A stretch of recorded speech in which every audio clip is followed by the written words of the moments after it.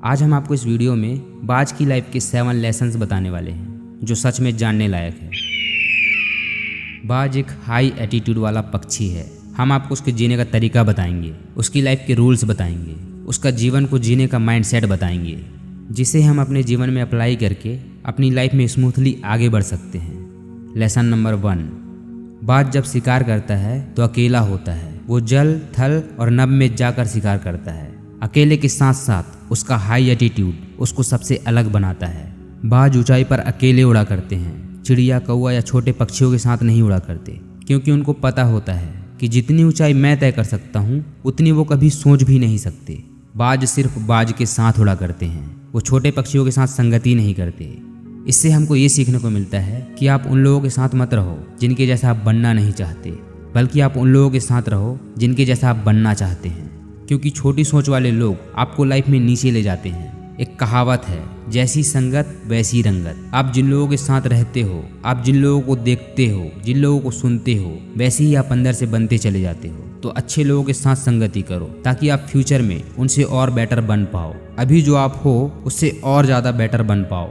Lesson number 2, बाज के पास हमेशा एक विजन होता है। उनके पास फोकस करने की एबिलिटी होती है। बाज 5 किलोमीटर दूर से अपने शिकार पर निशाना लगा लेता है। अपना 100% ध्यान अपने गोल पर लगा देता है। अगर बाज ने एक बार ठान लिया तो वह अपने शिकार से ध्यान तब तक नहीं हटाएगा जब तक उसे वह पकड़ नहीं लेता। फिर चाहे बीच में कितनी भी बाधाएं क्यों ना हो, वो कभी गिव अप नहीं करता। उसके माइंड में उसका गोल क्लियर होता है। वह अपने शिकार से कभी नहीं भटकता। शिकार करने से पहले वो अपने शिकार को बहुत अच्छे से ऑब्जर्व करता है ताकि उसके शिकार को जरा सा भी मौका ना मिले उससे बचने का। तो इससे हमको ये सीखने को मिलता है कि हमेशा अपनी लाइफ में एक विजन रखो, बेवजह मत जियो, अपने जीवन को व्यर्थ मत जाने दो। अगर किसी चीज़ को पाने का एक बार ठान लो तो उस चीज़ को पाने के लिए जो करना पड़ेगा उसमें अपना 100% फोकस लगा दो, अपना पूरा ध्यान लगा दो और अपने माइंड में क्लियर रहो कि मुझे ये चाहिए है। जब तक मुझे ये नहीं मिल जाता तब तक मैं किसी और चीज़ के बारे में सोच भी नहीं सकता। अपने जीवन में एक लक्ष्य बनाओ और उस लक्ष्य से अपने ध्यान को तब तक मत हटाओ जब तक उस लक्ष्य को आप पा नहीं लेते। फिर चाहे कितनी भी बाधाएं क्यों ना हो, आपके सामने कितनी भी बड़ी चुनौतियां क्यों ना हो, डोंट गिव अप, हार मत मानो। फिर आपको सफल होने से कोई नहीं रोक सकता। लेसन नंबर 3, बाज निडर होते हैं। एक बाज अपने आप को कभी भी सरेंडर नहीं करता। अपने शिकार का साइज और स्ट्रेंथ देख के वो लड़ने के लिए तैयार होता है। वो हमेशा टक्कर देता है अपने शिकार को जीतने के लिए। तो इससे हमको ये सीखने को मिलता है कि कोई फर्क नहीं पड़ता कि साइज या आपकी समस्याएं कितनी बड़ी है। चाहे कितनी भी बड़ी प्रॉब्लम क्यों ना आ जाए, कितनी भी बड़ी चुनौती क्यों ना आ जाए, इनके सामने हमें कभी भी खुद को सरेंडर नहीं करना चाहिए है, हिम्मत नहीं हारना चाहिए है। इसके बजाय हमको इनका डट कर सामना करना चाहिए है। लाइफ में हमेशा तैयार रहो प्रॉब्लम्स को फेस करने के लिए, समस्याओं का सामना करने के लिए। सफल लोग निडर होते हैं। उन्हें समस्याओं का सामना करना पड़ता है, तभी वो सफल हो पाते हैं। लेसन नंबर 4, बाज अपनी लिमिटेशन को तोड़ देता है। बाज आंधी, तूफान, बारिश को पसंद करते हैं। जब जब तेज आंधी, तूफान, बारिश की शुरुआत होती है तब तब अन्य पक्षी पेड़ पौधों के बीच झाड़ियों में जाके छुपने लगते हैं। लेकिन एक बाज एक्साइटेड हो जाता है, वो खुश हो जाता है तेज आंधी, तूफान, बारिश को देखकर। जब बादल उमड़ रहा होता है, तेज तूफान आ रहा होता है, जमकर बारिश हो रही होती है, तब एक बाज आउट ऑफ कंट्रोल सिचुएशन को चैलेंज करता है और वो खुद को जानबूझकर उस सिचुएशन में डालता है। वो इस सिचुएशन को यूज करता है अपने जीवन को आसान बनाने के लिए, अपने आप को और मजबूत बनाने के लिए। बाज इस सिचुएशन को एक अवसर की तरह देखता है, एक मौके की तरह देखता है। इससे एक बाज को मौका मिलता है अपने स्किल्स को और खुद को पूरी तरह से अपग्रेड करने का, अपने आप को और ज़्यादा स्ट्रांग बनाने का, और ज़्यादा बेटर बनाने का। जब वो सिचुएशन में बुरी तरह से घिर जाता है, जब आंधी तूफान उसको थपेड़े मार रहे होते हैं, बारिश उसके पंख को लथपथ करके भारी कर देते हैं, उसकी आंखों के सामने धुंधलापन दिखाई देने लगता है, तब भी वो हार नहीं मानता और फिर वो उड़ान भरता है और आंधी तूफान बारिश को चीरते हुए आगे बढ़ता है और आसमान के परे जाके मंडराता है। तो इससे हमको ये समझ आता है कि उपलब्धि हासिल करने वाले कभी चुनौतियों से नहीं डरते, बल्कि वे उन्हें पसंद करते हैं, एक अवसर की तरह देखते हैं, खुद को चैलेंज करते हैं। वो अपने आप को आउट ऑफ कंट्रोल सिचुएशन में जानबूझकर डालते हैं ताकि जब वो उस सिचुएशन से बाहर निकलें तो पहले से ज़्यादा मजबूत और ज़्यादा स्ट्रांग बन के निकलें। लेसन नंबर 5, बाज मरी हुई चीज़ें कभी नहीं खाता। बाज कभी भी मुर्दा मांस नहीं खाता। बाज अपने भोजन के लिए खुद शिकार करना पसंद करता है। बाज कभी भी अपने पास्ट के सक्सेस के मोहताज नहीं होता। वो हमेशा एक नए शिकार की तलाश करता रहता है। तो इससे हमको ये सीखने को मिलता है कि कभी भी अपने पास्ट के सक्सेस या फेलियर को अपने सर पर नहीं चढ़ाना चाहिए। नए रास्ते की तलाश करना चाहिए। अपने अतीत को छोड़ देना चाहिए। पास्ट मतलब चला गया, मर गया, और जो मर चुका है उसमें अपना प्रेजेंट खराब करना एक बेवकूफ़ी है। इसके बजाय हमें अपना पूरा ध्यान प्रेजेंट के लक्ष्य को जीतने के लिए लगाना चाहिए। अभी आप क्या पाना चाहते हो उसमें अपना 100% फोकस दो, क्योंकि आप अपने पास्ट को बदल नहीं सकते। आप सिर्फ अपने फ्यूचर के लिए तैयार हो सकते हो।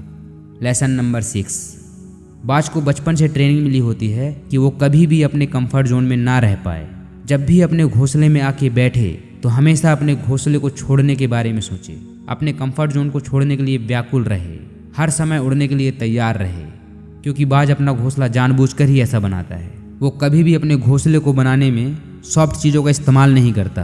अगर गलती से कोई सॉफ्ट घास उसको अपने घोंसले में दिख गया तो वो उसे उसी वक्त अपने घोंसले से निकाल फेंकता है, ताकि उसे घोंसले के बजाय बाहर शिकार करने पर ध्यान देने का जुनून चढ़ा रहे और उसके बच्चे घोंसले में आराम करने के बजाय कुछ ना कुछ हलचल, कुछ ना कुछ एक्टिविटीज करते रहें। वो आलसी ना बन सकें।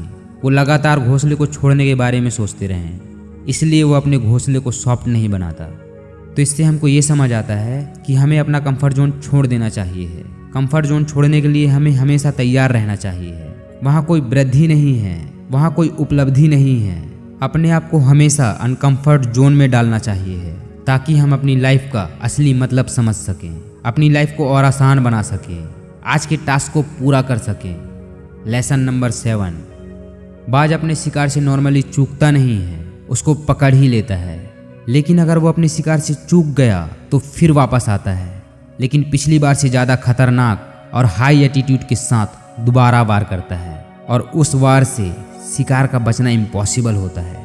बाज की उम्र लगभग 70 साल होती है, लेकिन 40 की उम्र आते तक उसका शरीर बूढ़ा हो जाता है। उसके पंख उसके शरीर से चिपकने लगते हैं, कमज़ोर हो जाते हैं। उसके नाखून इतने बड़े हो जाते हैं कि उसके पैरों में ही धंसने लगते हैं, और उसका चोंच शिकार करने लायक बिल्कुल नहीं होता, बैंड हो जाता है। उसका शरीर भारी हो जाता है, इससे वह पूरी तरह से कमज़ोर हो जाता है। ना तो वो उड़ सकता है, ना ही शिकार कर सकता है। उसका शरीर उसका साथ छोड़ रहा होता है, लेकिन उसका साहस नहीं, उसकी हिम्मत नहीं, उसका एटीट्यूड नहीं। अपने जीवन के 40 वर्ष की उम्र में वो 6 महीने ऐसे पेनफुल और हार्ड प्रोसेस से गुजरता है जो कोई सोच भी नहीं सकता। किसी को यकीन ही नहीं होगा कि जीवन जीने के लिए इतना हार्ड प्रोसेस से भी गुजरा जा सकता है क्या। उसके जीवन में यही सबसे बड़ा चैलेंज होता है, और वो इस चैलेंज को एक्सेप्ट करता है एंड फाइट करता है मरते दम तक। इसलिए वो इस हालत में सबसे पहले एक सुरक्षित जगह ढूंढता है और कहीं दूर सुनसान पहाड़ों के बीच चला जाता है, और फिर मौत की नज़रों में नज़रें मिलाकर देखता है। वो वहीं पर अपने पंख को उखाड़ फेंकता है, जो बहुत दर्दनाक होता है। अपने नाखून को और अपने चोंच को चट्टानों में मार मार के तोड़ता रहता है, जब तक वो पूरी तरह से नंगी ना हो जाए। तब तक वह बहुत ज़्यादा लहूलुहान और दर्दनाक प्रोसेस से गुजरता रहता है। जब तक उसके नए पंख नहीं लग जाते, तब तक वह अपने छिपने के स्थान में ही रहता है। जैसे ही कुछ दिनों बाद फिर से उसके पंजे, उसके चोंच, उसके पंख आते हैं, फिर वो वापस आता है अपनी दुनिया में। फिर वो उड़ान भरता है उसी एटीट्यूड के साथ। तब जाकर वो बाज कहलाता है, तब जाकर वो आसमान का राजा कहलाता है। तो इससे हमको ये समझ आता है कि जो चीज़ें हमारी लाइफ में हमें आगे बढ़ने से रोकती हैं, उनसे हमें दूरियां बना लेना चाहिए। पुरानी आदतें कितनी भी कठिन क्यों ना हो, जो चीज़ें हम पर बोझ डालती है या हमारे जीवन में कोई वैल्यू ऐड नहीं करती, उन सबको वहीं पर छोड़ देना चाहिए और लाइफ में आगे बढ़ जाना चाहिए।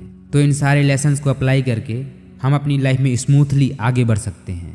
तो आज के लिए इतना ही। मिलते हैं हम आपसे नेक्स्ट वीडियो में। तब तक के लिए टेक केयर, खुश रहिए, मस्त रहिए।